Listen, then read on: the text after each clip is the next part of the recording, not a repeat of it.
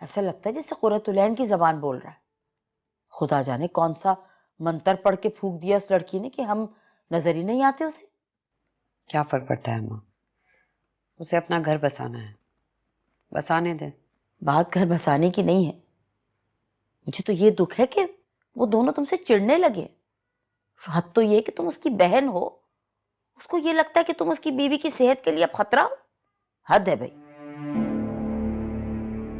जहां इतना कुछ हो गया वहां ये भी सही, क्या फर्क पड़ता है।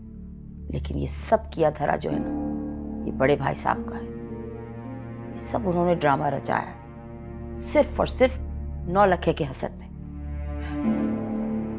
यहाँ पे सब ऐसे ही हैं, सब सिर्फ अपने मफाद के बारे में सोचते हैं, दूसरों के फायदे के बारे में कोई नहीं सोचता।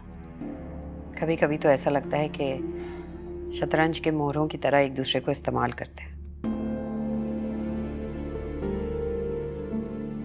आप भी तो ऐसा ही करती हैं।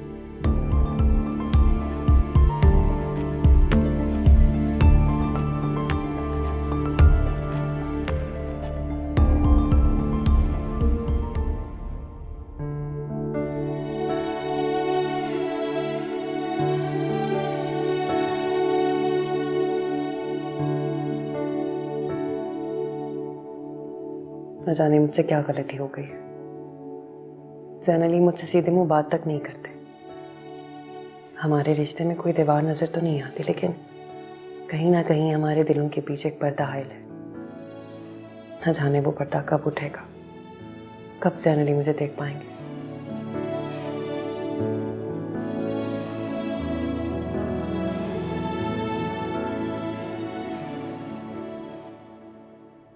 बेटा, मैंने 1-2 वकीलों से बात की है।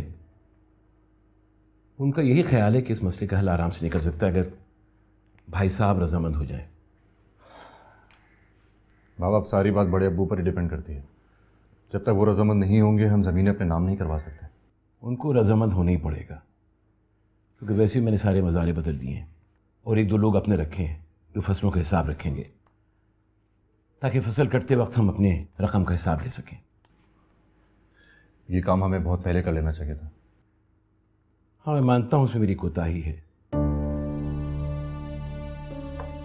वैसे ये शहर वाली जमीन के बारे में तुमने क्या सोचा? बाबा, वो घर मैं नहीं बेचूंगा। वो घर मैं बेचना ही नहीं चाहता। हमें उस जमीन से क्या मिल रहा है? बाबा, वो घर तहरीम का है और उसी का रहेगा। और मैंने उसको दिया ही क्या है आज तक? बच्चा तक तो उन लोगों ने उससे वापस ले लिया।